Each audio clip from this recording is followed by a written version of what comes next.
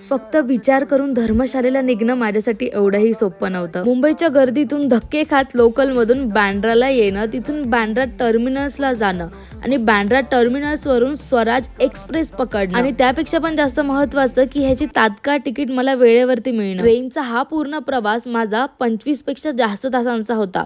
खात पीत मस्ती करत टाइमपास करत नवीन वेगवेगळे स्टेशन पाहत अशा प्रकारे मी पोहोचत होती. सीट नंबर आणि बर्थडेची तारीख माझी एकच होती ह्याचं मला आश्चर्य होतं. झोपेच्या 2 गोळ्या खात दुपारी झोप घेतली आणि रात्री रतलामला माझं जेवण सुद्धा आलं. रात्री 8 वाजता जेवण करून मी झोपली आणि सकाळी 5 वाजता आलं हजरत निजामुद्दीन. ही ट्रेन हजरत निजामुद्दीन आणि न्यू दिल्ली दोन्ही रेल्वे स्टेशन घेते, त्याच्यामुळे इकडचे सर्व नवीन नवीन रेल्वे स्टेशन मला पाहायला मिळत होते. फायनली 1 वाजता पठाणकोट स्टेशन आलं. इथून 50 रुपयाची टमटम घेतली बस स्टँड पर्यंत. इथून भेळ खात 3 तासांचा प्रवास करत मी आली कांगडा बस स्टँडला. तिथून पुन्हा एकदा बस केली धर्मशाला पर्यंत आणि इथून टॅक्सी मिळाली धर्मकोट पर्यंत जिथे माझा स्टे होता आणि इथून सुद्धा अर्धा तास ट्रेक होतं. अशा प्रकारे मी येऊन पोहोचली या ठिकाणी. उप्स, मी तर तुम्हाला आयटनरी सांगितली. मग चला लगेच फॉलो करा, कारण की पुढची माहिती सुद्धा मीच तुम्हाला सांगणार आहे. रील आवडली तर लाईक आणि शेअर करा.